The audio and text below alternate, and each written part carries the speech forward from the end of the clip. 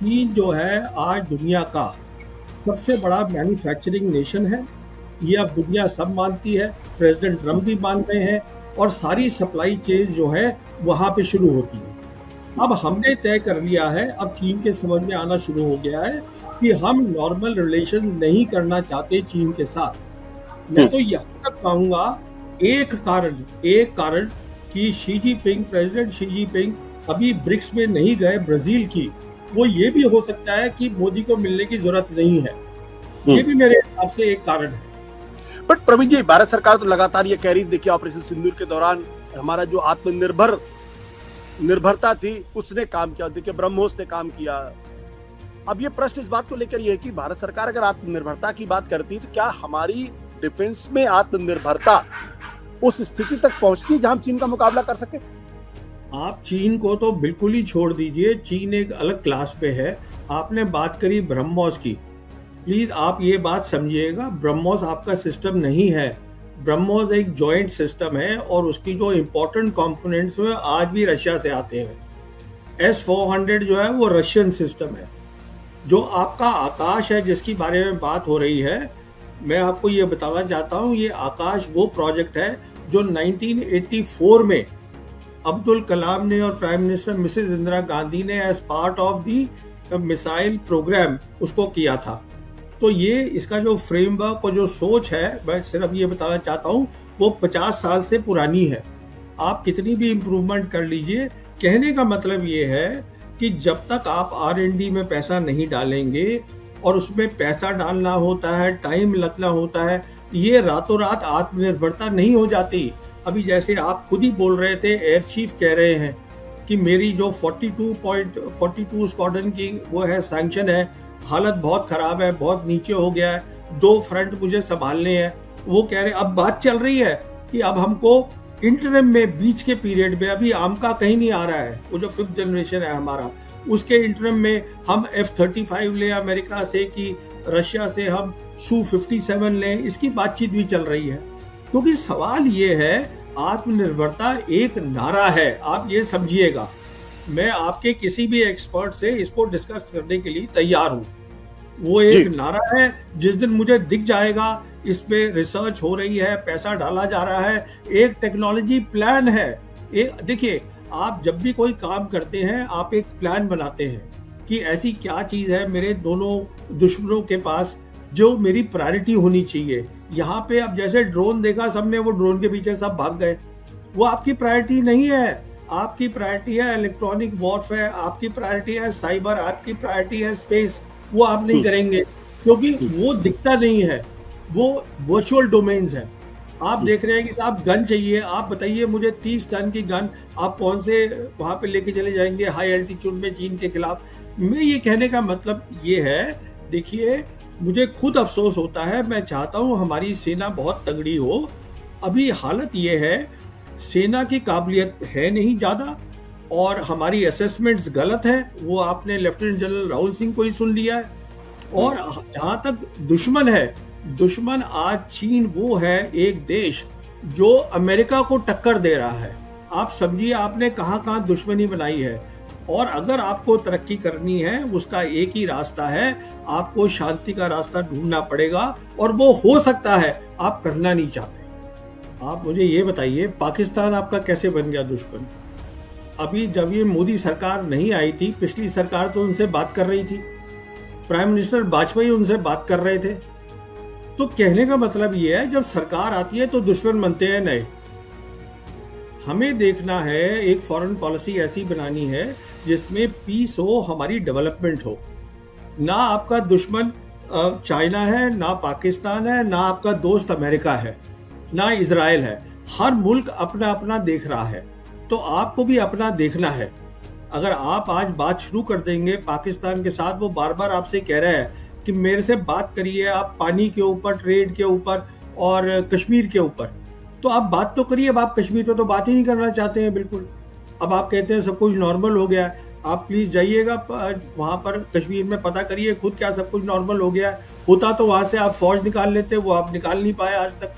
कहने का मतलब ये है आशुतोष जी कि दुश्मन कोई नहीं होता कि चीन उसकी मदद कर रहा है, इसकी कर रहा है। वो तो शी जिनपिंग आए थे यहाँ पर अक्टूबर 2019 में, प्राइम मिनिस्टर मोदी को मिले थे महाबलीपुरम चेन्नई में। तब उन्होंने कहा था हमें ट्रायंगुलर पीस करनी चाहिए जिसमें चीन भी हो, पाकिस्तान भी हो और हिंदुस्तान भी हो, जिससे कि इस पूरे एरिया का डेवलपमेंट हो। वो आप करना नहीं चाहते हैं क्योंकि आप ये दिखाना चाहते हैं आप बहुत ताकतवर हैं। अब सवाल ये, अच्छी बात है ताकतवर बनना, पर पहले बन तो लीजिए। दिक्कत ये है, वो ये कह रहे हैं कि आप हमसे कश्मीर में बात करिए। आप भी जानते हैं 2007 और 2008 में जब मुशर्रफ थे वहां पर रूलर और यहाँ पे थे हमारे मनमोहन सिंह जी, उस समय पूरा उनका प्लान बन चुका था पीस का, वो 4 पॉइंट फॉर्मूला है उसका। और उन दिनों कोई आतंकवादी नहीं हो रहे थे हमले, जब ये काम चल रहा था कुछ भी नहीं हो रहा था उन सालों में। तो अब सवाल ये है, वो कश्मीर में बात करना चाहते हैं, आप करना नहीं चाहते। वो ये प्रॉक्सी वॉर चलाते हैं, आप में सैन्य क्षमता नहीं है उनको डराने की। अगर आप में आज वो ताकत होती है, देखिए ये 2-3 अलग अलग इशू है, इनको मिक्स करने की जरूरत नहीं है। प्रॉक्सी वॉर जो है वो एक मिलिट्री इशू है, उसके लिए आपको सैन्य ताकत बनानी है। और वो इसलिए कर रहे हैं क्योंकि वो कहते हैं कश्मीर पे बात करो। जब आप कर रहे थे उनसे कश्मीर पे बात 2006 और 8 के बीच में, कोई आतंकवादी हमले नहीं हुए, आप चेक कर लीजिए। अब सवाल ये है, अगर आप ये कह रहे हैं कि अब कश्मीर का मुद्दा ही हल हो गया, हमें सिर्फ पीओके लेना है और हमें कुछ नहीं करना है, तो सवाल ये है फिर आप ताकत बनाइए अपनी मिलिट्री ताकत। अगर आपकी बन जाएगी वो बंद कर देगा। तो ये जो है ये 3 स्टेप में काम होना है। पहला स्टेप ये है, हमें पीस चाहिए रीजन में। तो जैसे वो बताया गया था, हमें पीस चाहिए चीन के साथ, पीस चाहिए पाकिस्तान के साथ, और दोनों मुल्क तैयार हैं। चीन हमारे साथ नॉर्मल रिलेशंस करना चाहता है, हम नहीं करना चाहते। अगर आप पहले तो शांति कर लीजिए, अगर आप शांति कर लेंगे तब क्या है, तब टाइम होता है अपनी रिसर्च को सॉर्ट आउट करने में। उसके लिए फिर आप पूरी एक टेक्नोलॉजी पॉलिसी बनाइए। वो दूसरा स्टेप है कि साहब हमें क्या चीज चाहिए, कौन सी चीज हम बाहर से लाएंगे, कौन सी चीज के लिए हमको रशिया से जॉइंट वेंचर करना चाहिए, किसमें हम R&D डालेंगे, वो दूसरा स्टेप है। उसके बाद फिर वो टाइम आएगा जब आप कहेंगे कि मैं, और आपको लड़ाई फिर लड़ने की जरूरत ही नहीं पड़ेगी शायद। अगर आप इतनी कोऑपरेशन कर रहे हैं और खुशहाली हो रही है, साउथ एशिया में तरक्की हो रही है, फिर आप किस बात की लड़ाई करेंगे। फिर भी आपको सैन्य शक्ति बनानी है क्योंकि डिफरेंस होना चाहिए। पर हम अब जो मैं आपको प्लान बता रहा हूँ वो अगले 10 से 15 साल का प्लान है। उस समय क्या हालत होगी किसको क्या पता है। पर आप तैयारी तो करिए, अपना टेक्नोलॉजी मैप बनाइए, आप पीस करिए रीजन के अंदर। उसके बाद देखिए स्टैंड हमारा क्या है कश्मीर पे। कश्मीर पे 4 पॉइंट फॉर्मूला था मुशर्रफ का, हमने उस पर बातचीत करी, बैक चैनल बातचीत हो रही थी पाकिस्तान के साथ। तो कश्मीर का वो मुद्दा है जिसपे आपको बात करनी है। और आज कश्मीर जो है उसमें चीन भी फिजिकली बैठा हुआ है, चीन फिजिकली बैठा है, लद्दाख में, आपके ईस्ट लद्दाख में बैठा है, पाकिस्तान के पास है, आपके पास है। जो आप कश्मीर का नक्शा देखें तो इस पे तो बात करिए आप उनके साथ। अच्छा, जहां तक ताल्लुक है उसका चीन का ताल्लुक है, दलाई लामा उनके लिए एक सेंसिटिव सब्जेक्ट है। पर अगर आप उसकी हिस्ट्री पूरी देखें तो वो आपसे लड़ाई नहीं करना चाहता है। चीन सिर्फ ये चाहता है कि जो दलाई लामा जो है आप उसमें इंटरफेरेंस ना करें, जो आप कर रहे हैं। मिसाल देता हूं आपको, नैन्सी पेलोसी जो यूएस स्पीकर होती थी, वो अगस्त 2022 में वो गई थी वहां पर ताइवान।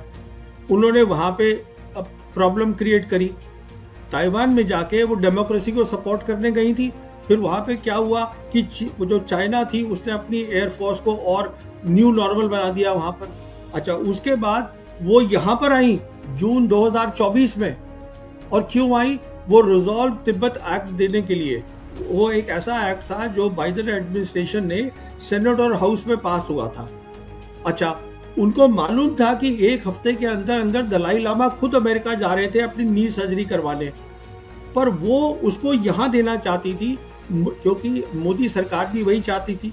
वो इसलिए चाहती थी, वो आई थी अपने पूरे लॉ मेकर्स के साथ, और भी उनके बहुत लोग आए थे कांग्रेस के।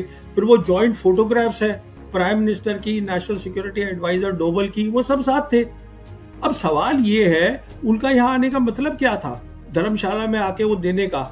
हमारी धरती को इस्तेमाल करना, वो उसको प्रोवोक करने के लिए चाइना को against the Dalai Lama, it doesn't make sense. At all. और this is something that the government of India, देखिए वो सोचना है, दलाई लामा जो है वो रिलीजियस लीडर नहीं है, वो रिलीजियस और पॉलिटिकल लीडर दोनों थे। हमने चीन की बहुत मदद करी है। 1959 में दलाई लामा आए थे। अभी मैं उनका जो 1959 में वो यहाँ हिंदुस्तान भागकर आए थे दलाई लामा, तब से वो इधर ही हैं। अच्छा, 1960 से धर्मशाला में बैठे हैं।